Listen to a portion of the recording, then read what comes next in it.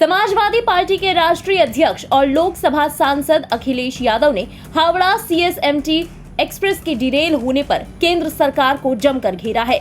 बता दें कि अखिलेश यादव ने चक्रधरपुर के पास हावड़ा सीएसएमटी एक्सप्रेस के पटरी से उतरने पर प्रतिक्रिया व्यक्त की और केंद्र सरकार पर तंज कसते हुए कहा कि वो हर चीज में रिकॉर्ड बना रहे हैं। पहले पेपर लीक विवाद और उसके बाद ट्रेन दुर्घटनाएं। उन्होंने सरकार को मृतकों की मदद करने और भविष्य में किसी भी दुर्घटना से बचने के लिए पर्याप्त उपाय करने की भी सलाह दी। वहीं अखिलेश यादव ने कहा कि ये सरकार हर चीज में रिकॉर्ड बनाना चाहती है। कुछ दिन पहले वो पेपर लीक विवाद को लेकर रिकॉर्ड बना रहे थे और अब उसके बाद ट्रेन दुर्घटनाओं के रिकॉर्ड बन रहे हैं। ये सरकार सुरक्षा के दावे तो करती ही है, ऊपर से इनके पास इसके लिए भारी भरकम बजट भी होता है, लेकिन उसके बावजूद दुर्घटनाएं क्यों हो रही हैं? सरकार को जान गंवाने वाले लोगों की मदद करनी चाहिए और इस बात का ध्यान रखना चाहिए कि इस तरह की घटनाएं दोबारा ना हो।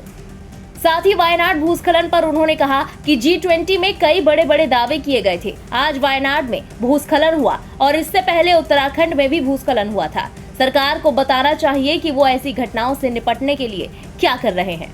एक और ट्रेन हादसा सामने आया है। झारखंड में 2 लोगों की मौत हुई है और कई जो है सो बोगी पटरी से उतर गए। देखिए, चक्रधरपुर झारखंड की लगता तो ये कि सरकार हर चीज़ में रिकॉर्ड बनाना चाहती है।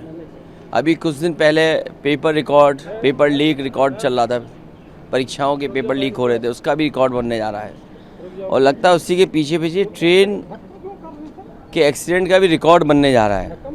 आखिरकार सरकार जो दावा करती है सिक्योरिटी एंड सेफ्टी का और इतना बड़ा बजट उनके पास है, उसके बाद भी एक्सीडेंट क्यों हो रहे हैं? आम लोगों को सुविधाएं क्यों नहीं मिल रही हैं?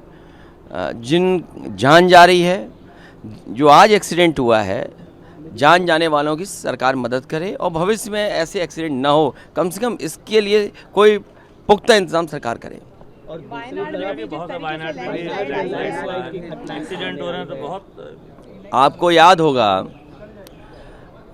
सरकार COP21 में गई थी, ग्लोबल वार्मिंग, क्लाइमेट चेंज, ये बातें बहुत बड़ी बड़ी की गई। G20 में भी बड़ी बड़ी बातें की गई हैं। आज अगर वहाँ लैंडस्लाइड हुआ है तो कुछ दिन पहले उत्तराखंड की सुनने में आ रहा था कि बड़े पैमाने पे लैंडस्लाइड हुआ है और लगातार लैंडस्लाइड होते रहे हैं वहाँ पर। सरकार नेचुरल इस तरह की जो घटना होती हैं उसके लिए क्या कर रही है, सरकार को बताना चाहिए। आज वित्त मंत्री का रिप्लाई भी होगा सदन में और वो सबके जवाब भी देंगे। उत्तर प्रदेश को पिछले 10 साल में तो कोई बड़ा पैकेज मिला नहीं। हो सकता है अपने भाषण में, अपने रिप्लाई में कुछ बताएं। सब प्रसाद मौर्य कह रहे हैं कि इस बार तो सूख गए, लेकिन अगली बार जो है सो हम लोग पूरी मजबूती के साथ जीतेंगे और बहुमत हासिल 2027 के बाद। देखिए, ये बीजेपी की स्ट्रेटजी है कि उसे आगे कर दो मोहरा। बीजेपी का स्ट्रेटजी, उसमें आप उलझो नहीं, हमें मत उलझाओ। ब्यूरो रिपोर्ट, इंडिया पब्लिक खबर।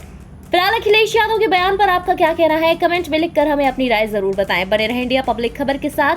हमारे YouTube चैनल को सब्सक्राइब करें और बेल आइकन दबाना बिल्कुल ना भूलें।